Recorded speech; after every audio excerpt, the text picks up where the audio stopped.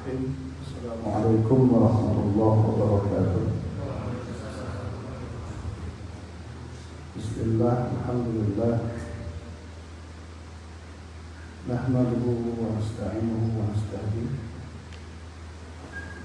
wa na'udzu billahi min syururi anfusina wa min sayyiati a'malina. Man yahdihillahu fala mudilla lahu wa man yudlil fala hadiya lahu. Asyhadu an la ilaha illallah wahdahu la syarika lah wa asyhadu anna Muhammadan abduhu wa rasuluh la nabiyya wa. Yang pertama adalah teman-teman sekalian, ya, ini penting sekali. Khifillah fi sirri wal alaniya. Takutlah kepada Allah Subhanahu wa taala di dalam kesendirian atau saat sembunyi-sembunyi ataupun terang-terangan. Ini yang menarik adalah bahwa selalu kata sir ya, di dalam kebaikan pun disebutkan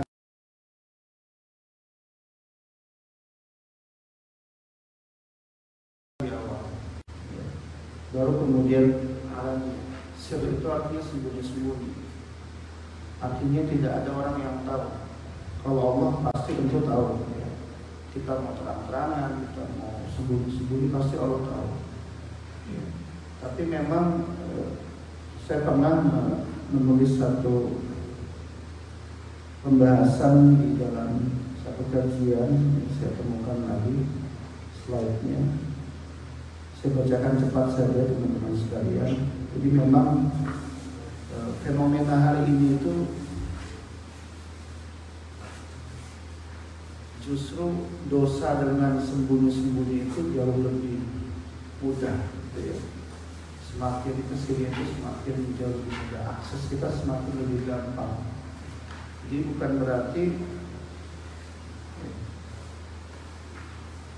dengan kemudahan yang ada sekarang itu semakin susah, tapi justru semakin mudah. Ya.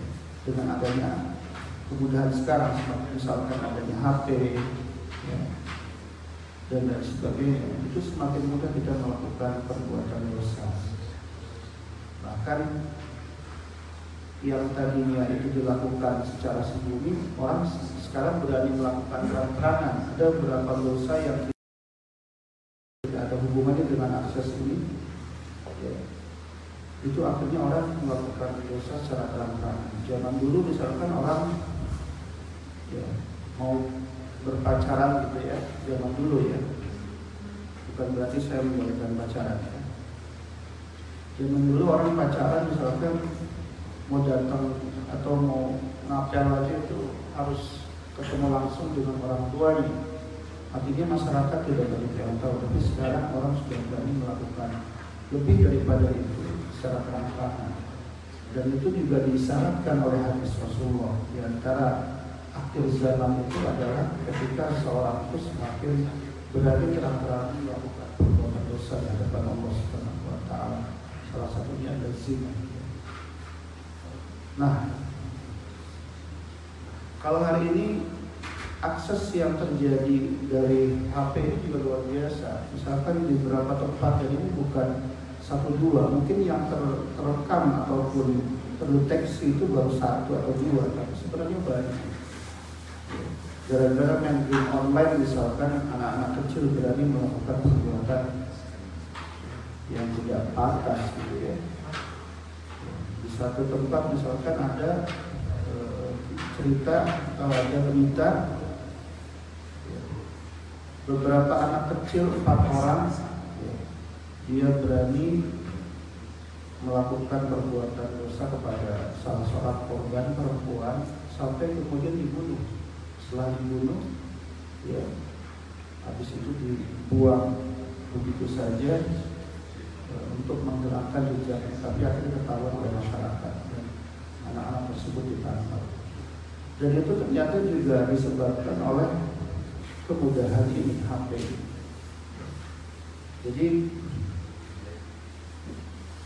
dosa yang semakin hari semakin mudah kita lakukan ini, teman-teman sekalian, ya, sampai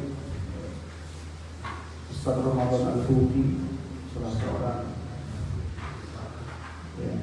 dai yang meninggal di bom di Syria itu, seorang ulama atau pemuda yang sampai beliau di salah satu majlis beliau pernah begitu tawadhunya ya, persilahkan Syekh Al-Jubri ya, untuk menyampaikan materi kepada beliau.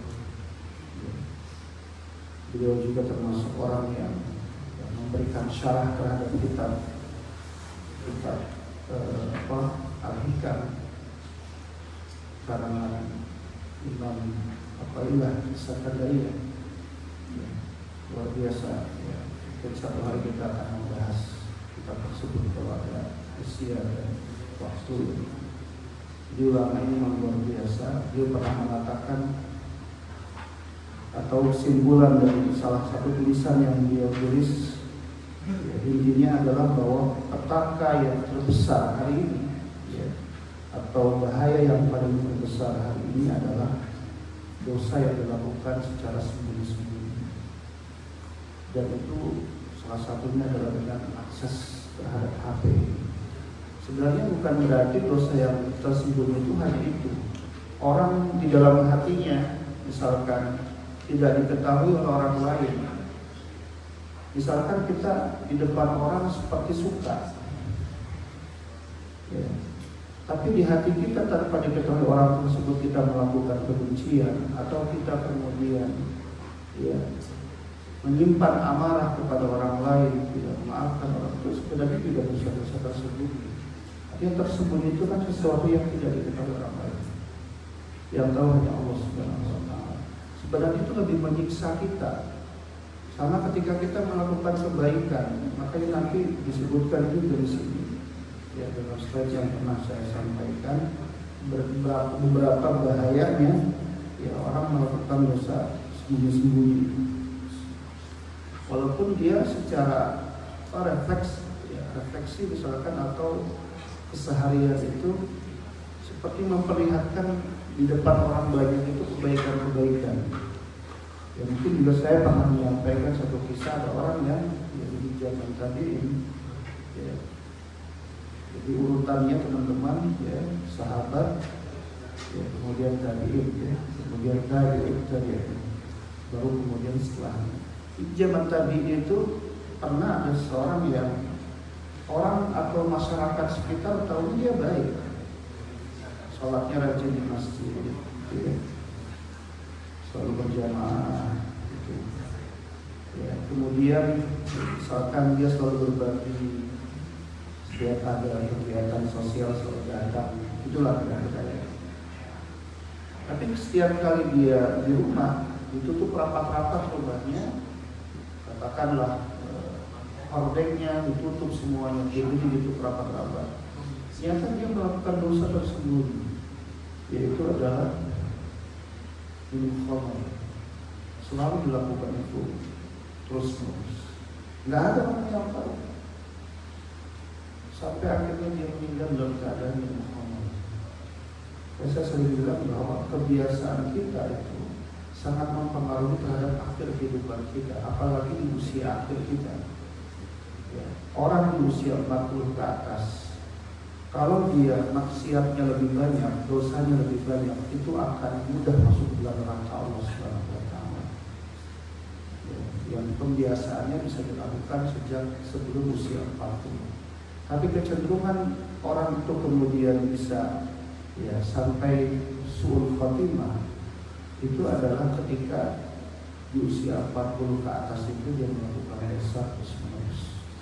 Artinya perbandingannya antara dosa, dalam hadis disebutkan perbandingannya antara perbuatan baik dan perbuatan dosa yang dilakukan oleh dia itu jauh lebih banyak dosanya, dan kemungkinan masuk neraka itu lebih besar. Makanya sebenarnya yang perlu kita khawatirkan itu adalah bukan kepada kesalahan yang kita lakukan, tapi keangkuhan kita untuk tidak bertaubat atas dosa yang kita lakukan. Mungkin kita semua bisa melakukan potensi dosa besar bahkan, yang kadang-kadang kita nggak bisa ya, menghindari itu. Ya, walaupun kita harus berupaya untuk terus menerus menghindari dosa. Tapi yang kita takutkan itu adalah ketika kita tuh meremehkan dosa itu yang berbahaya. Ya, dan itu termasuk sifat sombong sebenarnya. Jadi sombong itu bukan berarti hanya sekedar orang mengampuhkan terhadap apa yang dia miliki secara materi, itu bukan itu. Atau prestasi yang dia miliki, bukan hanya itu. Kesombongan itu dua sifat, teman-teman. Kesombongan itu adalah yang pertama, ketika dia menolak kebenaran. Kebenaran apapun yang datang ditolak sama dia. Kemudian dia punya sifat meremehkan. Wallahu nas. Apakah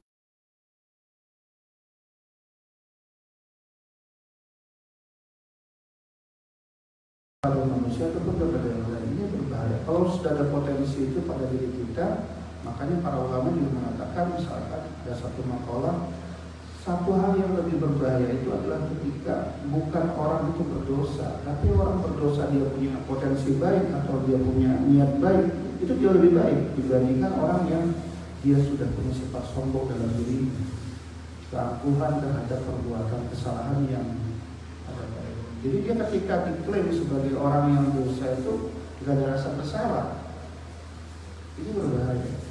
Makanya kesolehan itu bukan sesuatu yang berhenti, teman-teman. Kesolehan itu proses, akhirnya itu adalah husnul khotimah. Walaupun hari ini misalkan kita masih bertahap ya. Seperti cerita ya, antara binatang yang lambat dengan binatang yang cepat itu ya, dalam sebuah perlombaan gitu ya. Ternyata tidak penting lambatnya, yang penting sampai kepada tujuan. Kita nggak penting juga kemudian ya, orang itu ternyata jauh lebih baik misalkan ibadahnya dibanding kita. Kalau kita kalkulasi secara matematika, oh dia sholatnya ini rajin, masih dia misalkan hafalannya lebih banyak dibanding saya, dia misalkan apalagi, itu nggak penting, kalkulatif itu nggak penting.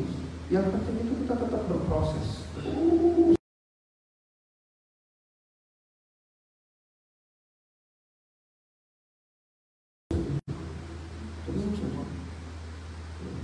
Jadi nggak penting itu banyak tuh nggak penting, tapi yang paling penting itu adalah terus berproses walaupun sedikit. Dan kita minta selalu sama Allah dalam sholat kita, dalam sujud kita, ya, kemudian dalam kehidupan kita, minta sama Allah. Karena jangan bangga dengan amal yang sudah kita lakukan, itu keliru besar, bahaya itu.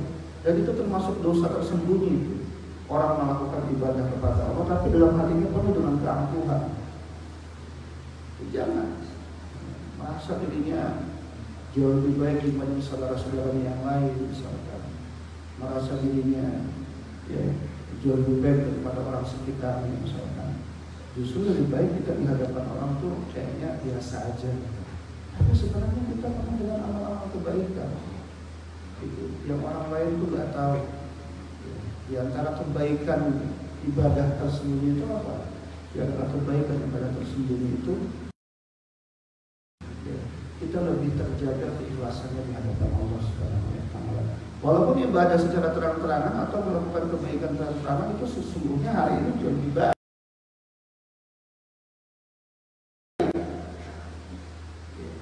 Jauh lebih baik hari ini.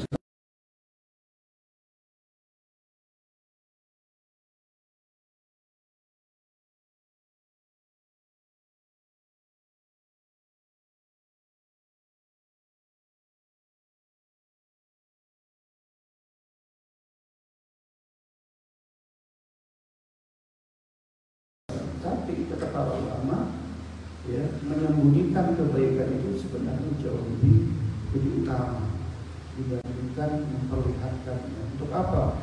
Salah satunya adalah yang kita terhindar dari sifat riya. Ya. Karena rusak semua amal kita gara-gara riya, teman-teman. Ya. Orang yang pertama kali masuk neraka itu bukan orang yang banyak dosanya, tapi orang yang banyak amalnya, tapi dia riya. Ya. Ada tiga orang yang masuk neraka duluan ya. Yang pertama itu mungkin gak urut ya. ketika dia beramal dengan hartanya, kemudian dia menganggap dirinya sebagai dermawan, itu masuk neraka duluan, berarti dia nggak ikhlas. Ria dengan amalnya. Ya, ada orang yang berilmu, tapi kalau diamalkan untuk satu hal yang ukhrawi jadi amal soleh. Bisa apa lagi yang sifatnya duniawi? Kalau semua itu kita arahkan kepada hal-hal yang sifatnya ukhrawi, amal soleh. Tapi kalau ilmunya akhirat sekalipun, tapi tujuannya dunia, tetap saja dunia. Saya misalkan tidak ikhlas karena Allah menyampaikan ilmu ini, seakan-akan ini adalah ukhrawi. Tapi kalau niatnya dunia, jadi dunia. Mana yang lebih baik coba? Yang pertama apa yang kedua? Bungkusnya seakan-akan ukhrawi, tapi dalamnya dia dunia. Buat apa coba? Ya kan? Saya misalkan menyampaikan ilmu, ya, ustadz-ustadz yang lain gitu misalkan, tapi tujuannya dunia, nggak ada makanya di hadapan Allah Subhanahu Wa Taala. Teman-teman sekalian, ya, ketika Allah bicara dunia, ya, tentang kesuksesan saja misalkan, ya, ketika Allah berbicara tentang kesuksesan, coba ada nggak dalil yang menyebutkan bahwa orang yang punya harta luar biasa dianggap sukses dalam Al-Quran atau Sunnah? Nggak ada itu. Coba temukan itu. Orang yang punya rumah mewah dia sukses, itu nggak ada kategori itu dalam Al-Quran atau Sunnah. Nggak ada penilaian sukses begitu dalam Al-Quran. Allah akhirnya Allah dan Rasulullah nggak menilai seperti itu. Malah kemudian yang dinilai sukses bagaimana? Ada aflahal mu'minun alladzina hum fi salatihim. Malah orang yang sholatnya bagus yang dibilang sukses itu. Maka semua itu artinya, ya, biar kita dianggap baik di hadapan Allah Subhanahu Wa Taala, ingatkan untuk Allah Subhanahu Wa Taala, untuk akhirat seperti itu. Jadi saya nggak mau beda-bedakan itu antara ilmu dunia sama ilmu akhirat. Semuanya di hadapan Allah sama. Yang penting, ya, kita bisa memanfaatkan hal itu dengan baik. Teman-teman sekalian, ya, ini bahaya dosa tersembunyi, makanya kita disampaikan harus takut sama Allah dalam keadaan sembunyi-sembunyi terlebih dahulu dibanding terang-terangan.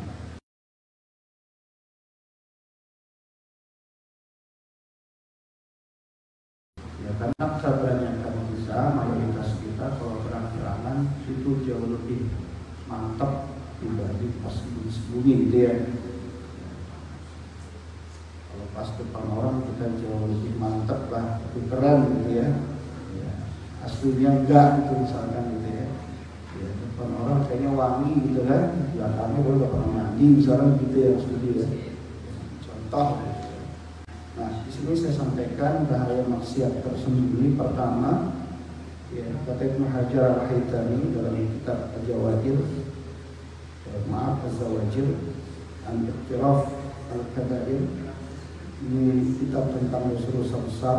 Dia mengatakan bahwa dosa tersembunyi atau maksiat tersembunyi itu adalah bisa termasuk dosa besar ketika dilakukan terus-menerus.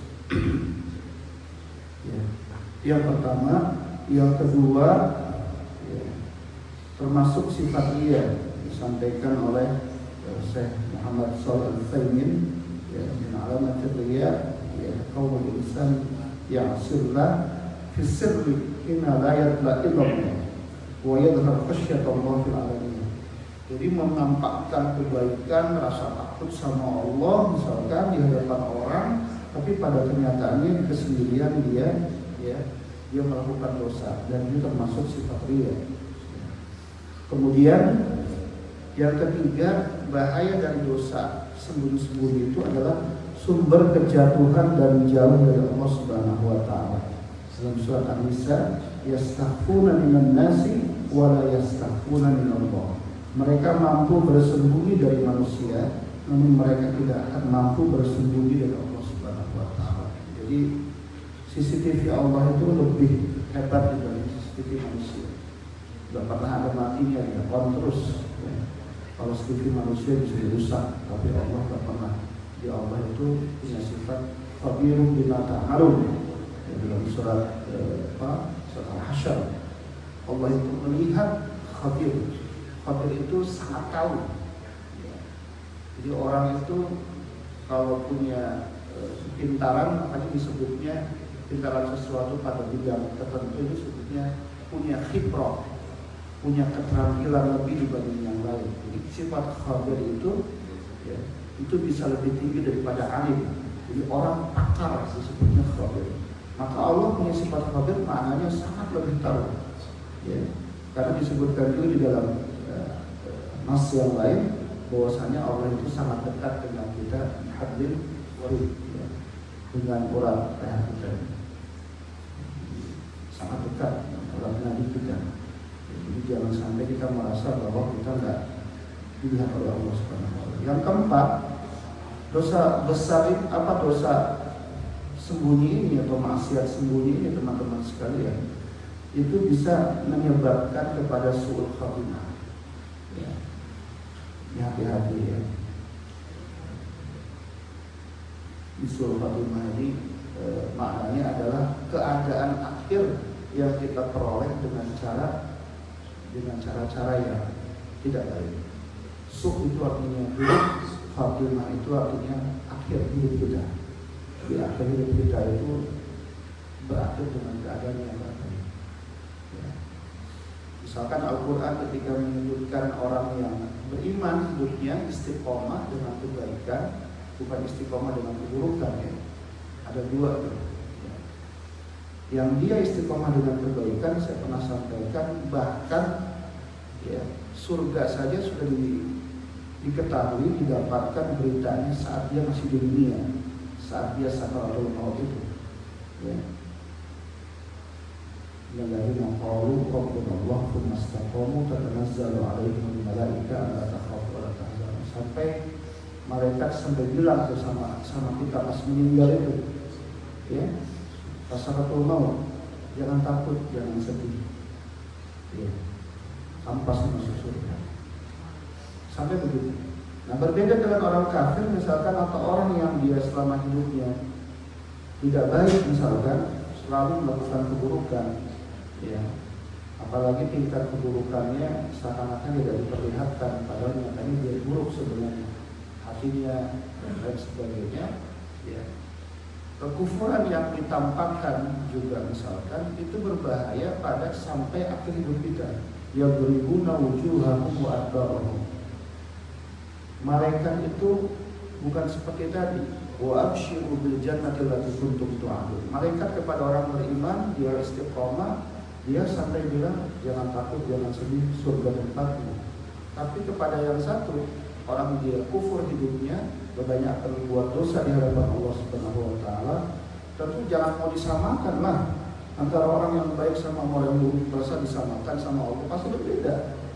Yadribuna wujuhahum wa adbarahum. Malaikat yang kasar, yang galak, yang sadis itu memukul muka orang tersebut ketika meninggal atau ketika sakaratul maut, dan kemudian memukul bagian belakangnya sambil malaikat itu mengatakan masuk ke dalam neraka Allah Subhanahu wa Ta'ala. Itu juga. Jadi jangan menganggap remeh proses su'ul khatimah. Ya. Dan itu bisa jadi karena perbuatan dosa yang orang lain nggak lihat, tapi kita melakukan dosa. Apakah kebencian kepada orang dalam hati atau ria misalkan dalam hati. Ya, karena kan masalah amal itu yang telah niatnya itu hanya Allah. Ya. Ataukah perbuatan dosa-dosa yang lain yang kita lakukan secara terus-menerus seperti itu. Ya, teman-teman ya. Yang kedua, yang juga penting disampaikan di sini adalah, ini baru satu, hifdzillah ya, fisirri wal alaniyah. Yang kedua itu wa amsik lisanaka 'alal khalqi la tadhkuruhum illa bi khair. Ini juga berat ya, sesuatu yang berat. Amsik lisanaka, tahan mulutmu, tahan lisanmu untuk mengatakan sesuatu yang tidak baik tentang orang lain. Ini juga susah ya. Saya pribadi pun susah kadang-kadang. Bisa jadi secara tidak sengaja karena kekesalan itu akhirnya spontan menyampaikan. Saya sekarang lagi belajar doa ini sama Allah, ya Allah gitu ya. Semoga itu ikhlas. Itu berat sekali. Artinya ikhlas bukan saja ketika kita melakukan amal, sampai ikhlas ketika Allah Subhanahu wa Ta'ala menentukan apapun terhadap kita, itu harus ikhlas, menerima itu, nggak mengeluh. Artinya apapun proses kehidupan yang kita jalani dalam hal ini, baik itu senang ataupun tidak senang, itu semuanya harus kita terima.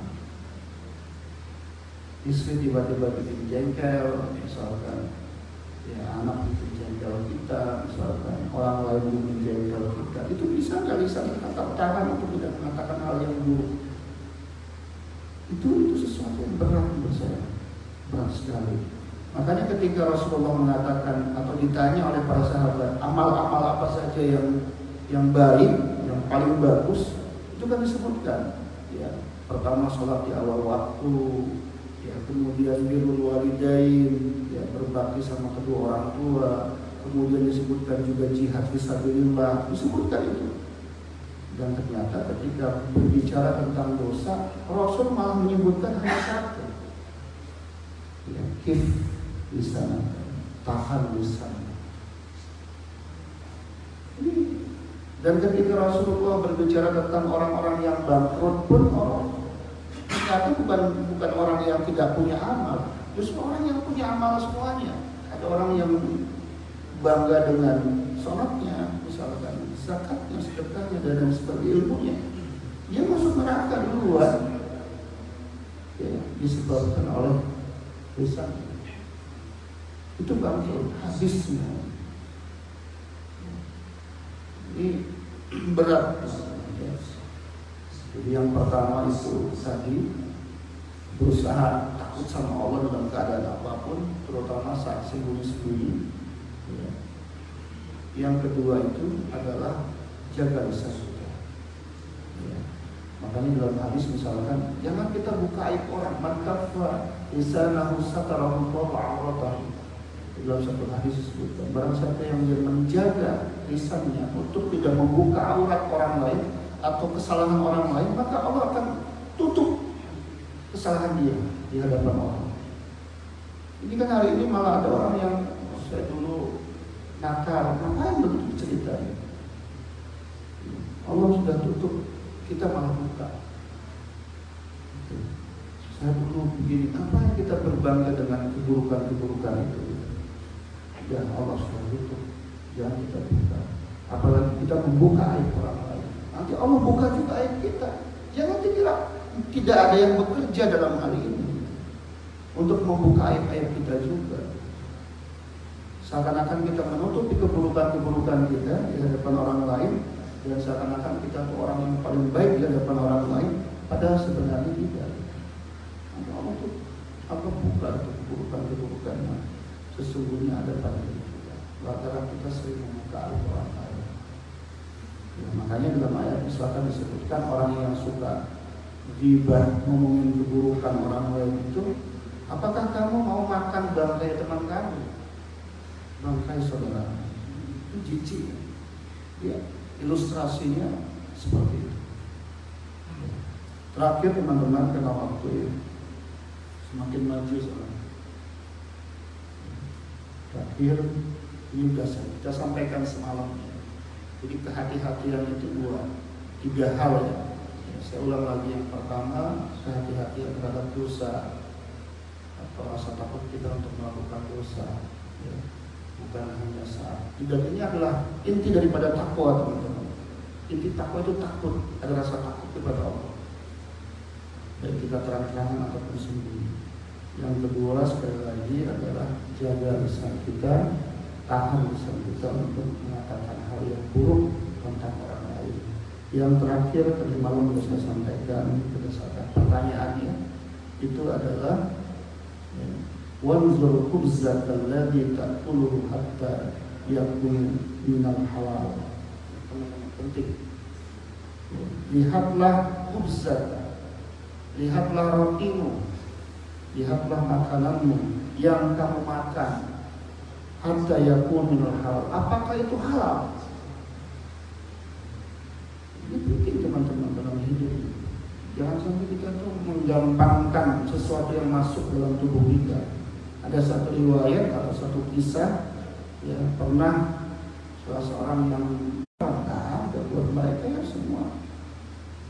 Kalau di satu negara makanan semua dimakan, gitu. Ya. Apalagi di Madura itu sampai besi dimakan. Maksudnya buat makan, gitu, buat kehidupan.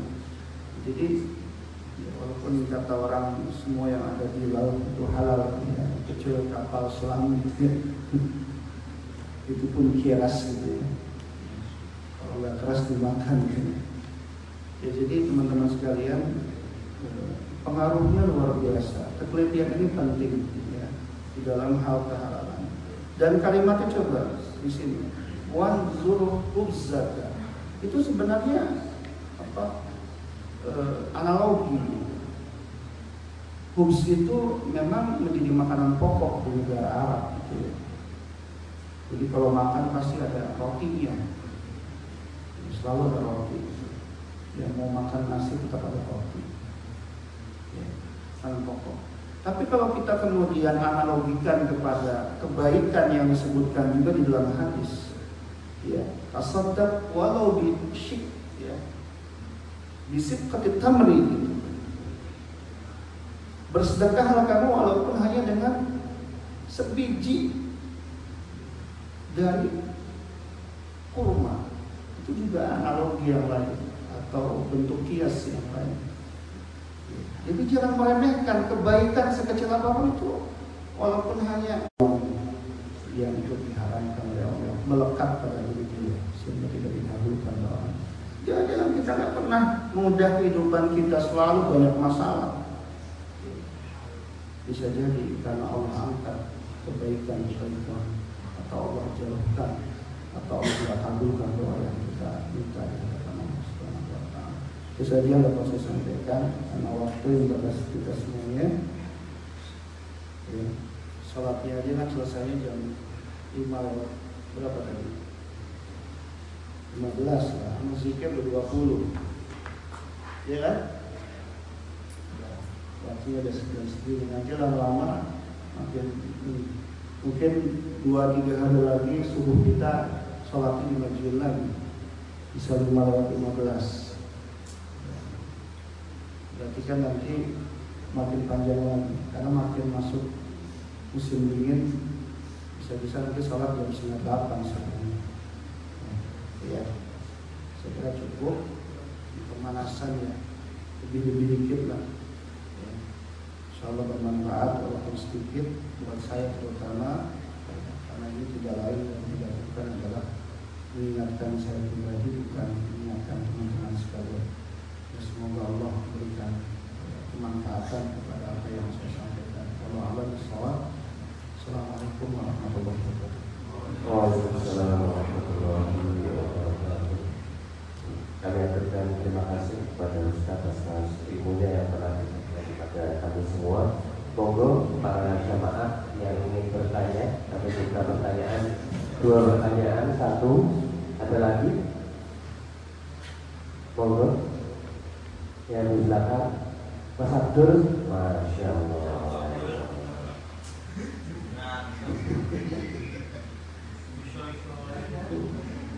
Ya, Mas Rifai, monggo. Ya, sama Mas Budi, silakan. Ya.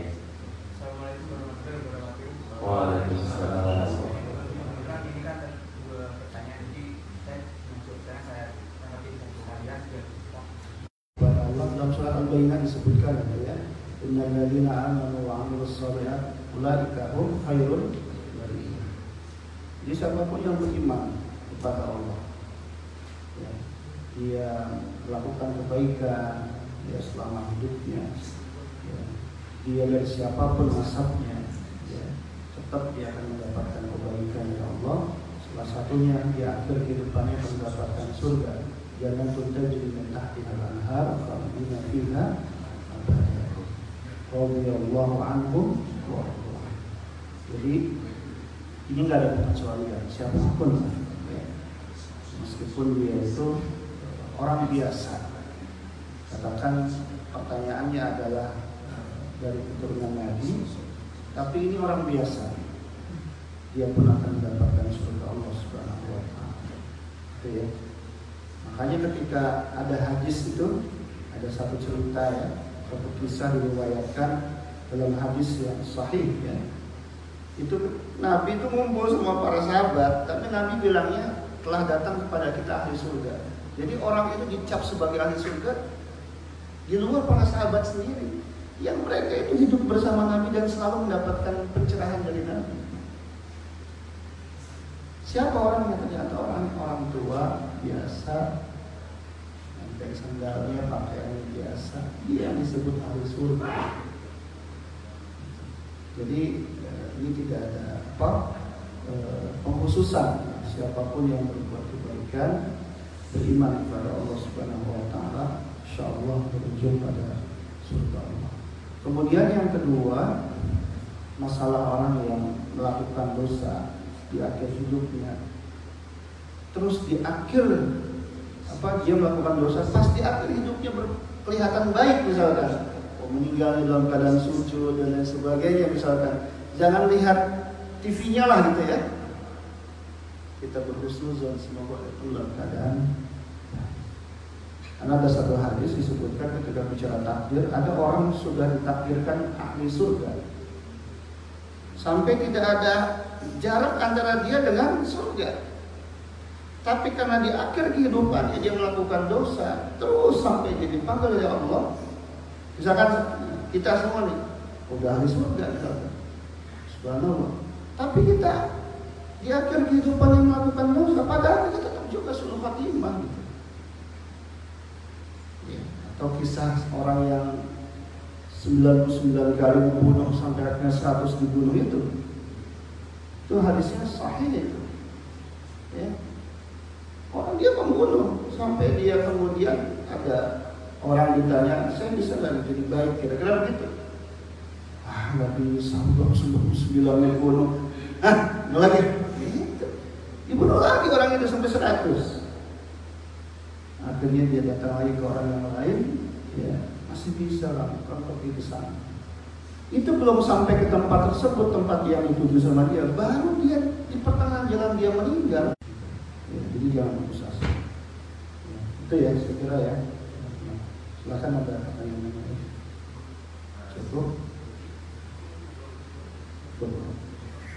Cukup nggak ada. Kalau mau nanya aja. Ada satu lagi kalau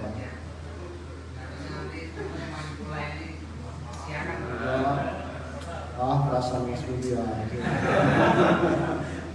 Assalamualaikum warahmatullahi wabarakatuh. Izinkan saya bertanya Ustaz, nanti tentang amal soleh yang secara sembunyi dan secara terang-terangan. Saya dikatakan melakukan amal soleh secara sembunyi itu lebih baik daripada terang-terangan. Dan ketika kita laksanakan ibadah yang amal soleh yang secara terang-terangan, kemudian kita takut riya, lalu solusinya gimana agar kita tuh ketika melaksanakan ibadah yang secara terang-terangan itu tidak ada perasaan saya ini takut riya, jadi akhirnya kita leader tidak jadi maju, tidak jadi dakwah. Kalau misal dakwah kan terang-terangan, tapi amal sembunyi kan bisa itu menanggulangi hati kita agar kita itu jauhkan dari sifat itu. Assalamualaikum warahmatullahi wabarakatuh. Jadi sifat kebaikan itu sebenarnya alamiah. Ya, sifat kebaikan itu alamiah. Sifat kebaikan itu harus dielankan. Sebenarnya itu sifatnya. Asalnya seperti itu. Nah, kenapa para ulama itu bukan titik beratkan, menganjurkan atau mengajak kita untuk menyembunyikan? Karena memang sifat riya itu juga kadang-kadang tidak bisa. Kebanyakan kita ya. Ini kalau udah makomnya beda lagi sudah ya. Kalau kita ini makomnya ya cece lah gitu ya. Ya, kemungkinan riyanya lebih kuat gitu ya. Seperti itu, maka lebih baik disembunyikan. Karena kata para ulama lebih mudah menyembunyikan riya itu dengan cara kita, atau lebih bisa terhindar dari riya jika kita melakukannya secara sembunyi-sembunyi. Tapi apakah semua amalan harus seperti itu kemudian kita akhirnya takut malah jadi takut nggak mau memperlihatkan. Persoalan beda nih, memperlihatkan dengan maksud kita itu ria atau memperlihatkan secara alamiah saja. Ini beda Mas ya. Kalau memperlihatkan secara alamiah saja, perlihatkan saja, tidak maksud ria kita. Misalkan contoh kecil ya, sholat berjamaah. Kita ada saf di depan kosong, kita nggak mau ngambil saf pertama. Kenapa nggak mau ngambil saf pertama? Padahal fadilahnya luar biasa. Semakin dekat dengan imam itu fadilahnya luar biasa. Ya. Dekat mihrab itu fadilahnya luar biasa. Kita jamaah mau di belakang gitu, nggak kajian mau di belakang. Takut kalau misalkan di depan ini persoalan yang lain. Wah, nggak ada maksud. Soalnya yang denger kajian di rumah juga paling belakang ya. Ini nggak ada maksud gitu. Nggak ada maksud. Jadi itu nggak masuk Mas Budi, nggak masuk ke bagian itu. Gitu ya. Malah kata para ulama, dalam posisi yang sudah jelas-jelas kita harus memperlihatkan kebaikan itu, tapi kita kemudian malah menghindari. Jangan-jangan kita malah ada ria tersembunyi. Contoh misalkan, udah jelas-jelas kita harus maju, udah jelas-jelas kita harus bilang yang benar itu benar misalkan, tapi kita malah mundur. Takut dibilang ria, ini persoalan yang lain. Ya. Dakwah itu intinya sebenarnya harus disiarkan. Ya. Tapi kalau kebaikan pribadi yang sifatnya pribadi itu lebih baik disembunyikan. Jangan sampai selalu diperlihatkan. Apalagi zaman media sosial sekarang. Cekrek habis sholat nih. Ya, buat apa gitu kalau nggak terlalu penting untuk menjaga hati kita. Gitu. Ya, tapi kalau kita tadi contoh yang tadi itu bahaya malah kata para ulama. Menghindari kita mau dibilang sama orang lain ria, itu malah ada ria di dalam hati kita sebenarnya. Ya harusnya ya berlomba-lomba di dalam kebaikan. Astagfirullah. Yang penting jangan berlomba-lomba agar kita dibilang baik, itu yang salah sebenarnya. Saya kira itu cukup ya.